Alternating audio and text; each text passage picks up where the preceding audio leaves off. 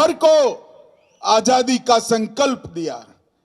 मेरे साथ दोनों हाथ उठाइए, उठाइए दोनों हाथ, और दोनों हाथ का मुट्ठी भींचकर प्रचंड आवाज से बोलिए, भारत माता की, भारत माता की, भारत माता की। मंच पर उपस्थित श्रीमान बसवराज बोम्बाई जी, आज बसवराज जी का जन्मदिन है, सभी लोग ताली बजाकर उनको अभिनंदन दीजिए भाई।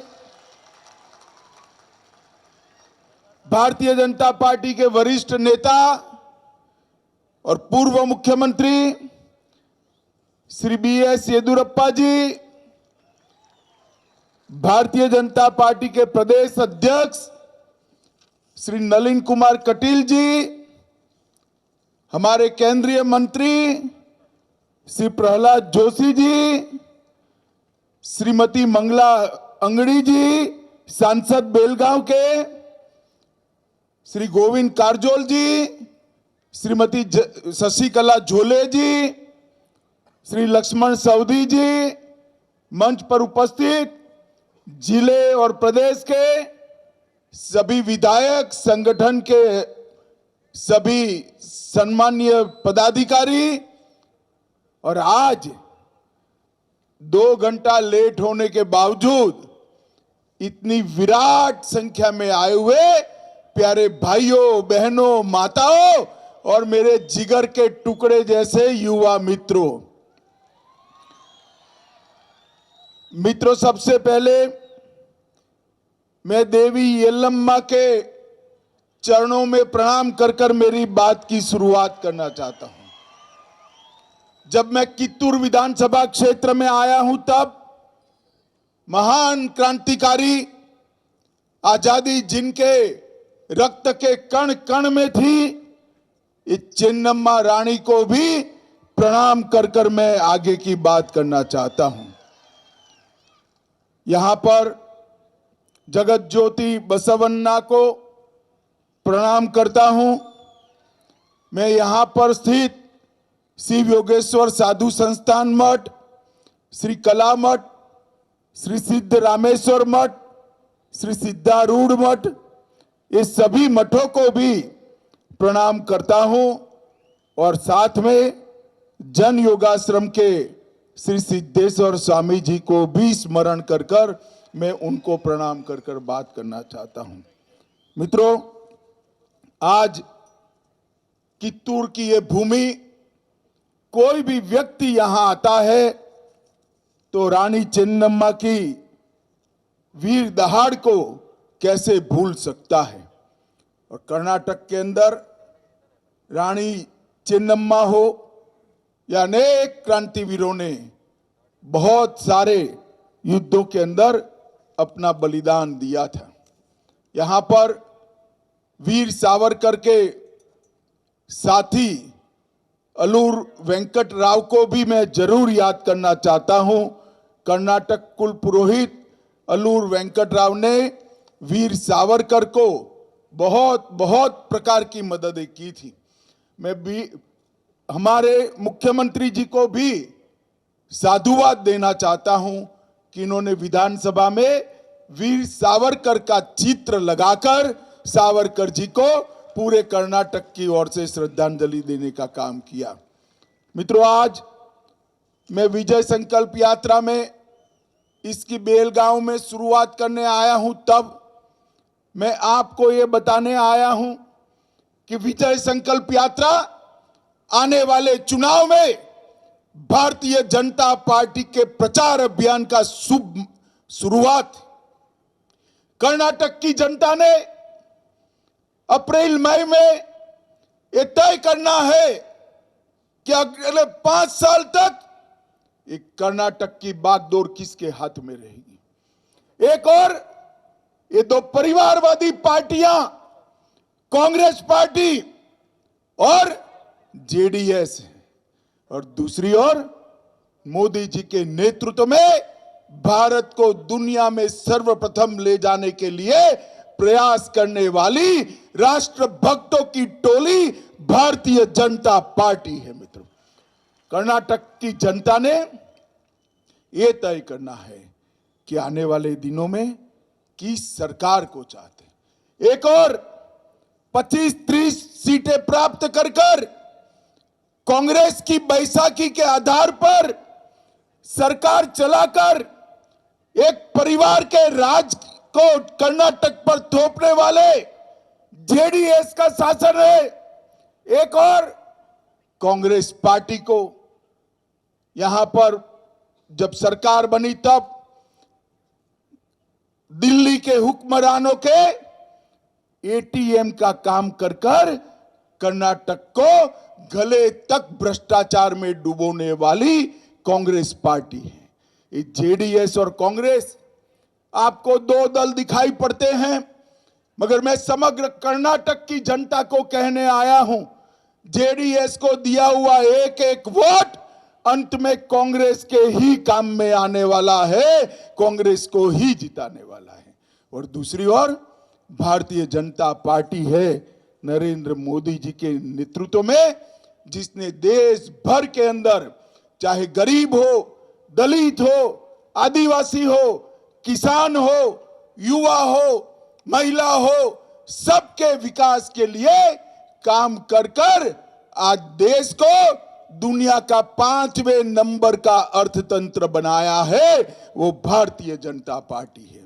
मित्रों, आज मैं आपको कहने आया हूं कि अलग अलग वादे दे रहे हैं, मगर मैं आपको एक बात कहने आया हूं कि कर्नाटक का विकास, भारत का विकास केवल और केवल भारतीय जनता पार्टी ही कर सकती है। नरेंद्र मोदी जी ने गरीब कल्याण के लिए ढेर सारी योजनाएं लाए, लगभग 3 करोड़ लोगों को घर देने का काम किया, बिजली देने का काम किया, 10 करोड़ लोगों को घर में शौचालय दिया, 13 करोड़ लोगों को गैस का सिलेंडर, गैस का चूल्हा घर में दिया, 60 करोड़ लोगों को आयुष्मान भारत योजना के तहत 5 लाख तक का सारा खर्चा किसी भी बीमारी का आज नरेंद्र मोदी सरकार दे रही है। मित्रों, और 2.5 साल से कोरोना के बाद हर गरीब परिवार को, हर व्यक्ति हर माह 5 किलो अनाज फ्री ऑफ कॉस्ट देने का काम ये भारतीय जनता पार्टी की सरकार ने किया है। मैं पूछना चाहता हूं कांग्रेस पार्टी को, जेडीएस को, आपने गरीबों के लिए क्या किया है?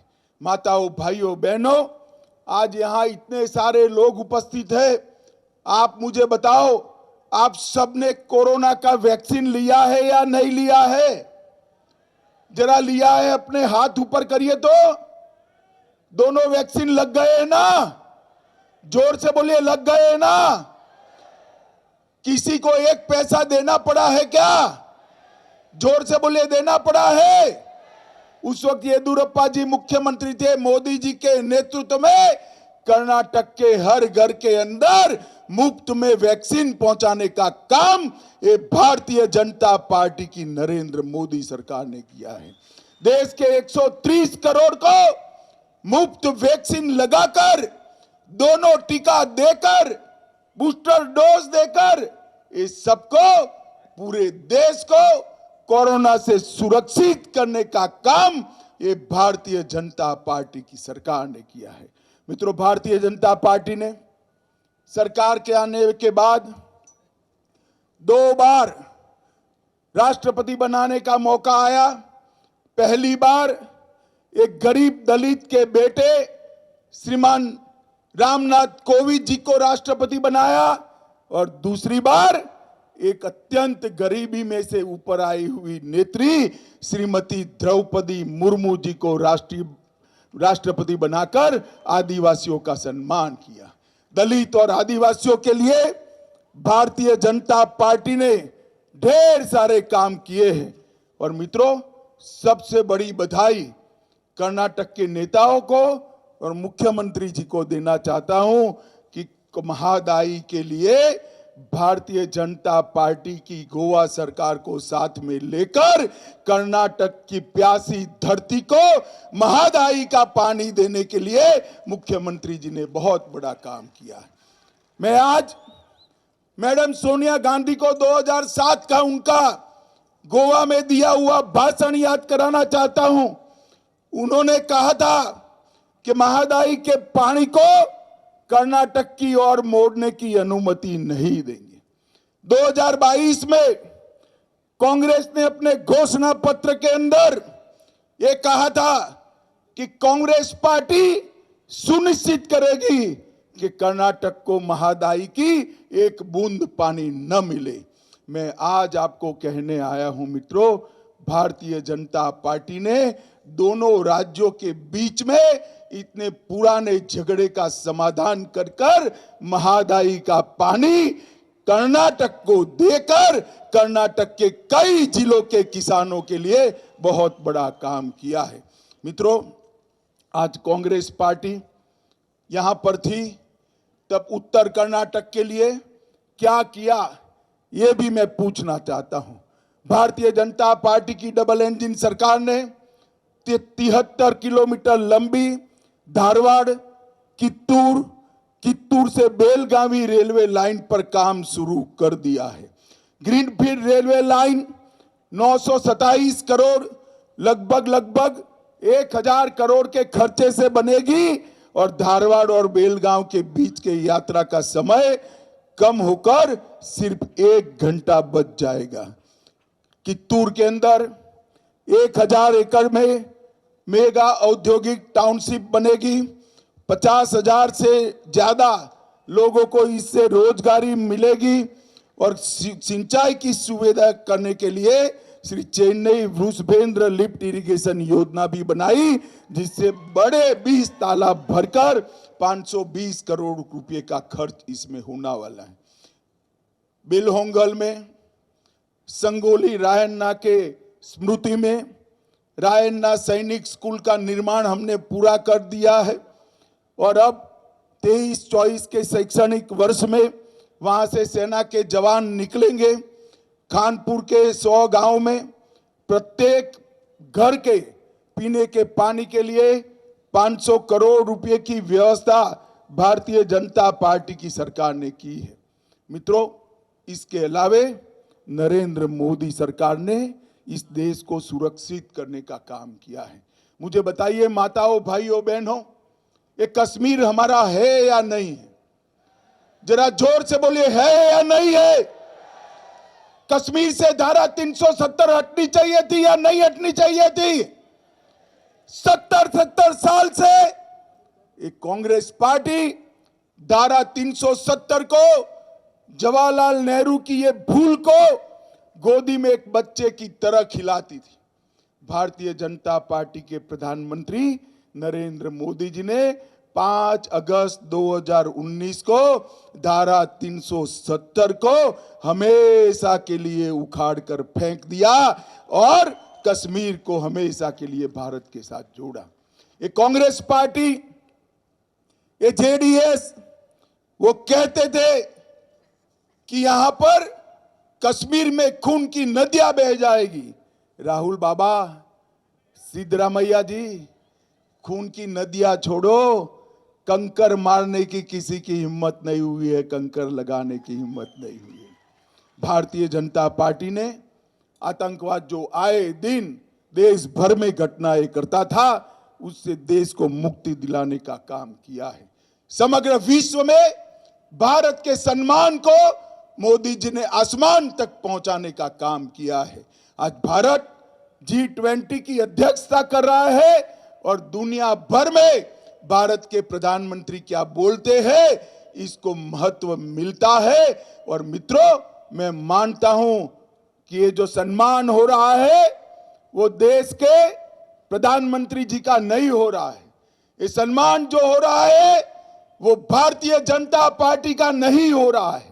ये सम्मान जो हो रहा है कित्तूर की जनता, बेलगांव की जनता और कर्नाटक की और भारत की 130 करोड़ की जनता का दुनिया में सम्मान हो रहा है। मैं आप सभी को यही प्रार्थना करने आया हूं। मोदी जी भारत के अर्थतंत्र को आगे बढ़ा रहे हैं। कांग्रेस पार्टी 11वें स्थान पर छोड़कर गई थी, इसको 5वें स्थान पर लाने का काम भारतीय जनता पार्टी ने किया और इसके साथ साथ मोदी जी ने $5 ट्रिलियन की इकोनॉमी का लक्ष्य रखा है, जो भी सिद्ध करने वाला है। और मित्रों, ये काम अगर करना है तो हमें सबसे पहले कर्नाटक में भारतीय जनता पार्टी की सरकार लानी पड़ेगी। मुझे बताइए, इस जिले की 18 सीटों में से 16 सीटें भारतीय जनता पार्टी ने जीतने का आयोजन किया है। आप मुझे बताइए, 16 सीटें जिताकर भारतीय जनता पार्टी की सरकार बनाएंगे क्या? जोर से बोलो, बनाएंगे? कमल के निशान पर बटन दबाएंगे? मोदी जी के हाथ मजबूत करेंगे? मित्रों, आने वाले चुनाव में एक बार मोदी जी पर भरोसा कर पूर्ण बहुमत की सरकार बनाइए और कर्नाटक को समग्र देश में 1 नंबर का राज्य बनाइए। यही विनती करने के लिए मैं आया था। ये यात्रा लेकर हमारे कार्यकर्ता समग्र उत्तर कर्नाटक में घर घर घूमेंगे। आप उनका समर्थन करिए और भारतीय जनता पार्टी की सरकार बनाने के लिए आप सहयोग दीजिए। यही विनती कर मेरी बात को समाप्त करता हूं। मेरे साथ दोनों हाथ उठाकर, उठाइए दोनों हाथ,